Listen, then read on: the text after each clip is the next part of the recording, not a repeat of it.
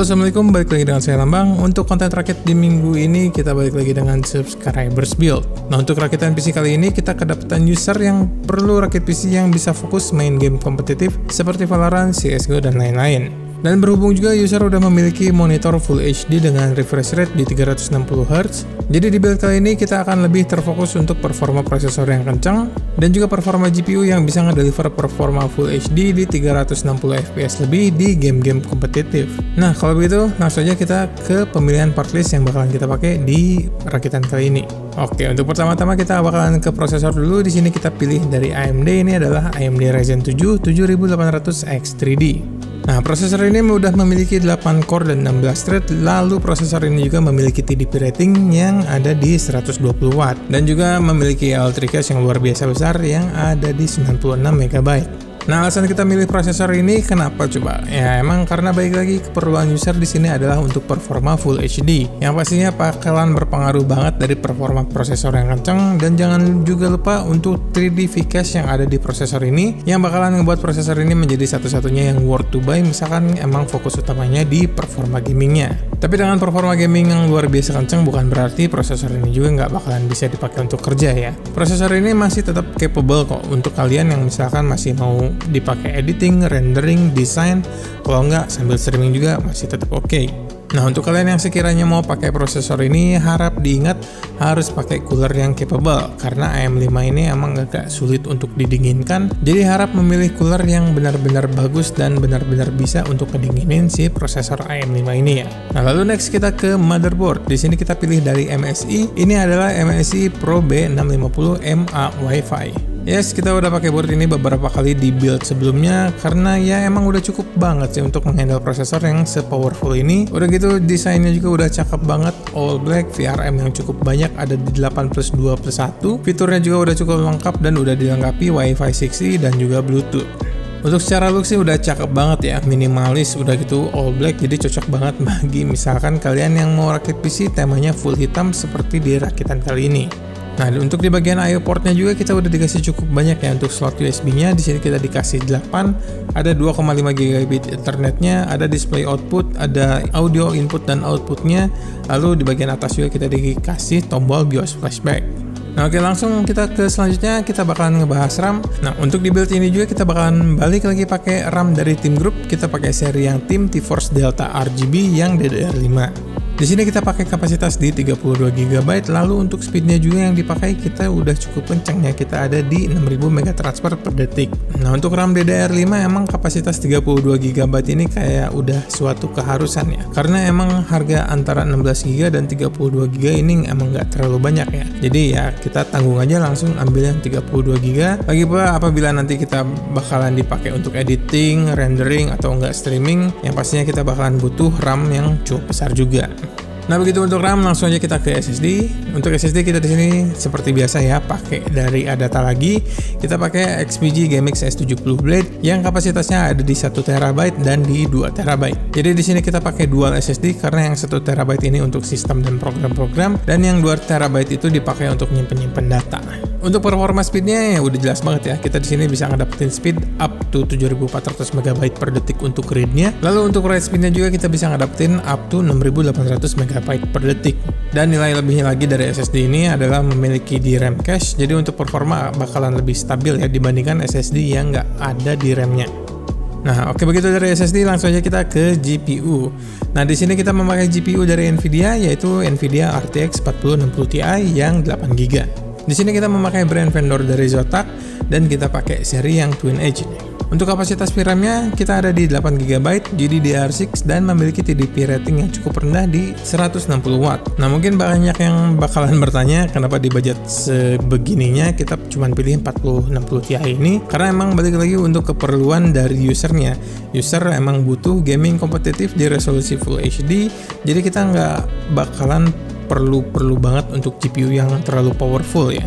Karena untuk di gaming Full HD bakalan lebih besar pengaruhnya apabila performa CPU-nya yang lebih powerful daripada GPU-nya. Kalau untuk secara performa sih udah jelas banget ya, 4060 Ti ini udah capable banget gaming di resolusi 2K, game AAA sekalipun settingnya bisa mentok kanan, tapi bisa ngedapetin FPS yang smooth masih di atas 60 FPS.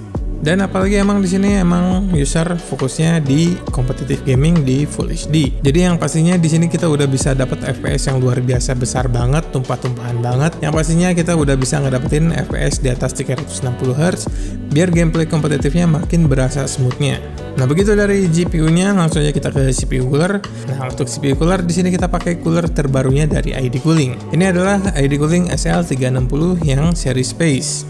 ID Cooling Space ini adalah seri keluaran terbarunya dari ID Cooling yang udah ada LCD display di bagian head blocknya. Kalian di sini bisa pasang-pasang macam-macam info, mulai dari temperatur CPU, GPU, udah gitu usage-nya CPU dan usage GPU juga, fan speed dan lain-lain lah. Selain itu juga kita di sini bisa pasang GIF atau enggak video yang udah kalian upload ke softwarenya. Jadi nanti kalian bisa ngedisplay GIF atau enggak video yang misalkan kalian pengen display. Dan untuk harganya ID Cooling Space ini terpaut cukup murah ya, untuk kelasan 360 mm udah ada LCD-nya, dia ada di harga kisaran 2 jutaan aja. Jadi udah lebih murah daripada kompetitor-kompetitor yang harganya udah cukup mahal ya.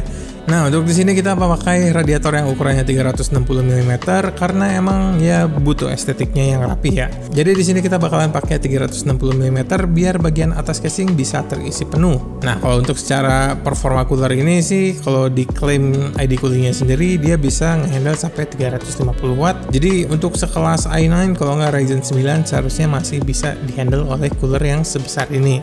Nah begitu dari CPU cooler, lalu next kita ke power supply. Nah di sini kita pakai power supply dari Enermax. Ini adalah Revolution DF yang memiliki kapasitas di 750 watt. Nah untuk power supply ini juga kita udah dikasih full modular dan juga memiliki rating efisiensi di 80 plus gold. Dan udah jelas banget di power supply ini kita memakai full Japanese capacitor. Jadi kita udah tahu bahwa PSU ini bukan PSU kaleng-kaleng, walaupun harganya bisa dibilang lebih murah dibandingkan kompetitornya. Nah kenapa kita memilih 750 watt padahal kita full load hanya di sekitar 300 watt? Karena emang titik efisiensi tertinggi itu ada di sekitaran 50%-an. Jadi kita ngambil jarak aman. Selain itu juga untuk upgrade ke depannya, jadi misalkan user pengen ganti GPU yang lebih powerful, jadi kita nggak perlu lagi untuk mengganti power supply-nya. Nah, begitu dari pemilihan power supply. Yang terakhir kita ada ke bagian casing. Di sini kita pakai casing dari Zalman, ini keluaran terbaru ya. Ini adalah Zalman P30, kita pakai warna yang hitam. Casing ini adalah casing mid tower M8X yang ukurannya bisa dibilang cukup lumayan besar. Untuk jenis casing ini sebenarnya bisa dikategorikan sebagai casing akuarium, tapi untuk penempatan power supply-nya tetap di bagian bawah casing seperti case pada umumnya. Jadi bukan dual chamber seperti kebanyakan casing-casing akuarium yang lainnya ya. Nah di casing ini juga kita udah dikasih 3 fan pre-install, 2 di bagian depan ini adalah reverse fan dan 1 di bagian exhaust itu adalah yang normal fan. Dan di sini juga kita udah dikasih rubber grommet yang bakalan bikin build-nya makin rapi. Nah kalau untuk support fan di sini kita bisa pasang fan tambahan sebanyak 6 buah, 3 di bagian atas dan 3 di bagian bawah. Tapi di build ini kita cuma pakai 3 di bagian atas. Nah begitu part-part yang kita pilih. Untuk total biayanya bisa kalian lihat di monitor sekarang. Nah seperti biasa di channel ini kita disupport oleh COC Komputer untuk semua part-part yang baru. Jadi untuk masalah garansi udah nggak perlu khawatir, yang pastinya akan bergaransi resmi. Nah bagi kalian yang ingin belanja sendiri boleh langsung aja ke marketplace-nya COC, linknya ada di deskripsi. Nah begitu untuk total harga build kali ini, langsung aja kita rakit PC-nya.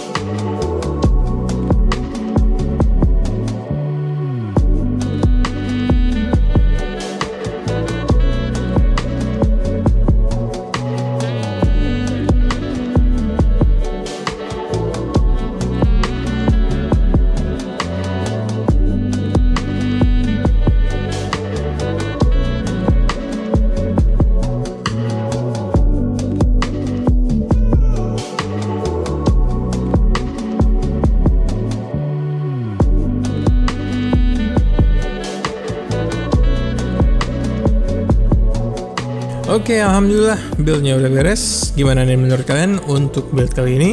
Untuk secara performa CPU yang pastinya udah kenceng banget ya. Ryzen 7 7800X3D ini emang dibuat untuk memanjakan para gamers sih, untuk ngedapetin performa gaming yang maksimal tanpa harus ngeluarin budget yang berlebihan, seperti ngeluarin budget untuk i9 kalau nggak Ryzen 9. Dan performa GPU-nya juga kita di sini udah capable banget untuk di resolusi Full HD dan juga di resolusi 2K. Bahkan tadi udah kita benchmark juga untuk di game AAA resolusi 2K, setting mentok kanan kita bisa ngedapetin frame rate di atas 60 fps. Apalagi untuk game-game kompetitif yang bisa dibilang ringan banget dan user pun cuman pakai di resolusi Full HD, yang pastinya untuk target refresh rate di 360Hz bakalan tercapai banget dengan combo 7800X3D ini dan juga 4060 Ti. So jadi gimana nih menurut kalian untuk build kali ini? Dengan budget 26 juta kita bisa ngedapetin hasil benchmark yang oke banget dan juga build PC yang estetik. Selain itu juga masih bisa upgradable nyampe beberapa tahun ke depan karena kita pakai soket AM5 dan kita pakai power supply yang cukup besar juga. Jadi misalkan nanti mau upgrade VGA-nya juga masih tetap aman. Nah begitu deh hasil build kita kali ini. Bagi kalian yang suka boleh di likes dan yang nggak suka boleh di dislikes. Nama saya Lambang, izin undur diri. Assalamualaikum warahmatullahi wabarakatuh.